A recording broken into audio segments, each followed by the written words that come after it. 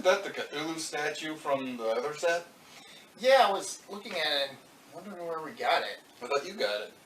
I thought you did. Weird.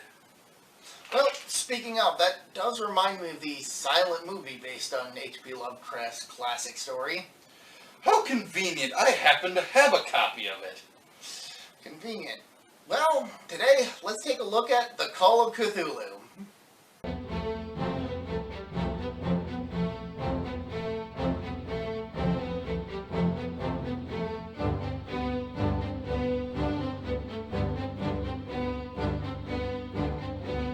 We open with a puzzle of the painting Starry Night being placed together by Francis Sturgeon, who tells a tale to another man.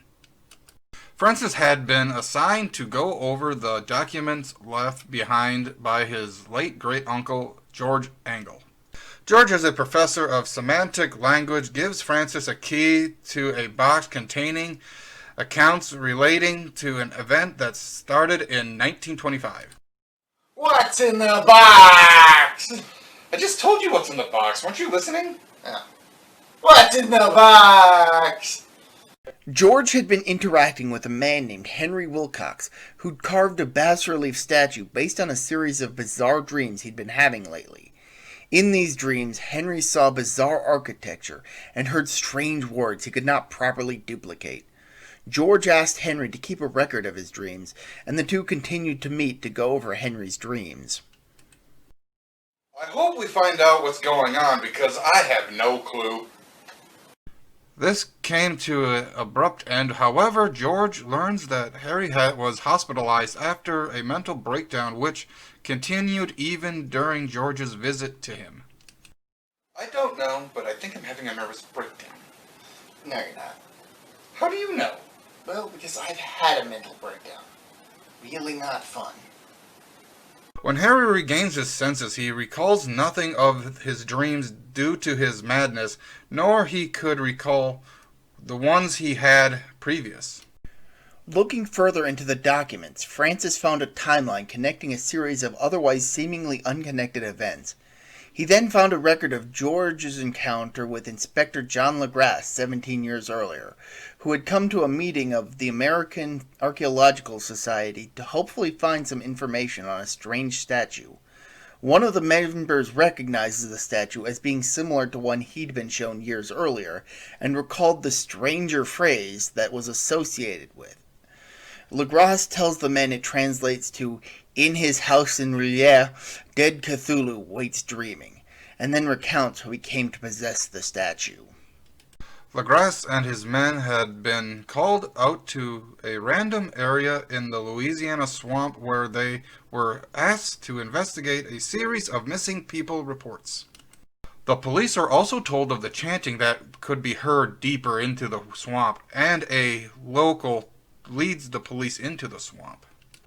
The local chooses to leave when he leads them far enough in. He was driven out of his mind. The police themselves hear the chanting and witness the cult ritual.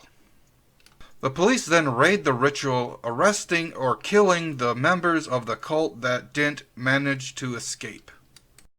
The surviving cultists were taken in for questioning, and one of them, Castro, tells LeGrasse and his men that the cult worships an ancient race of extraterrestrials who currently slumber, but who will one day awaken, the first among them being named Cthulhu.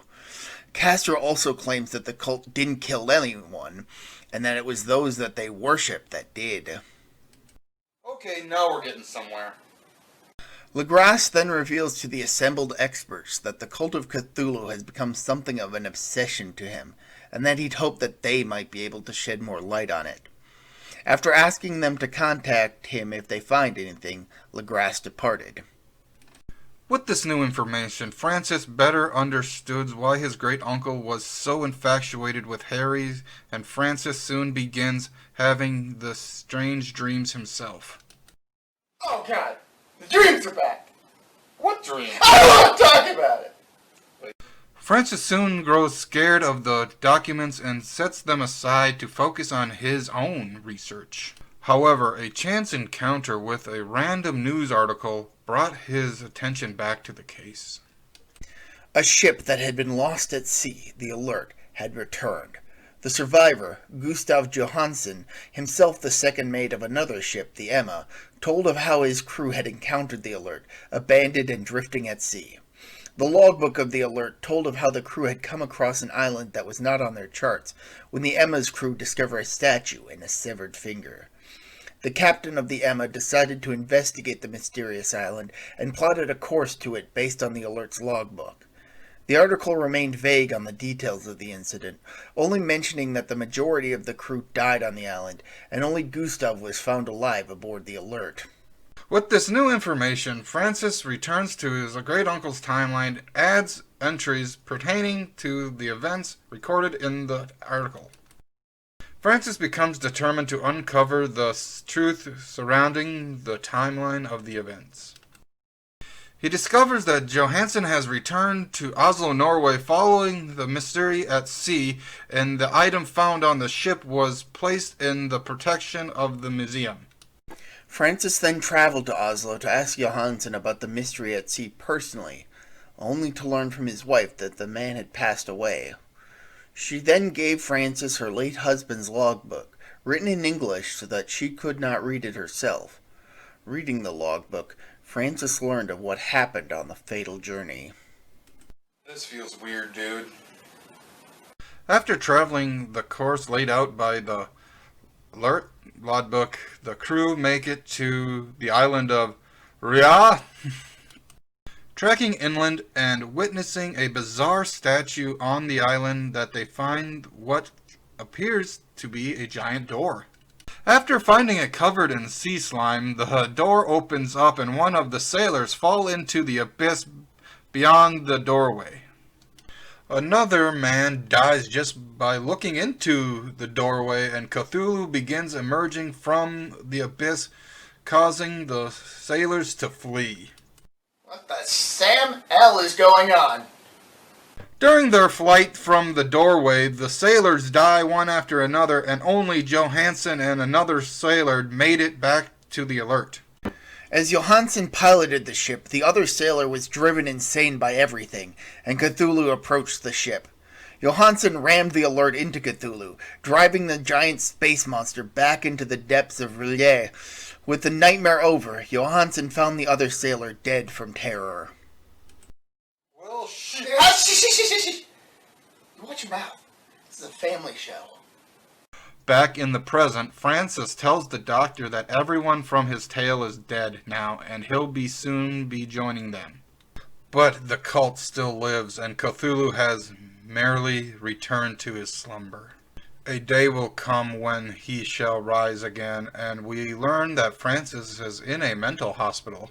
He tells the doctor to burn the documents that lured Francis to learn the awful truth before he is wheeled back into his room. That was the Call of Cthulhu, which, despite being a silent film, is actually from 2005. The visual style borrowed heavily from the German... what's the word? German expressionist films? That's it. Thank you. Back in the Silent Ages. Like The Cabinet of Dr. Caligari. And the fact that this film was silent made the film more eerie toned. And the stop-motion Cthulhu looks pretty good. I hope that watching this doesn't accidentally summon Cthulhu for some reason. Dude, it's 2020. At this point, anything could happen. Bye.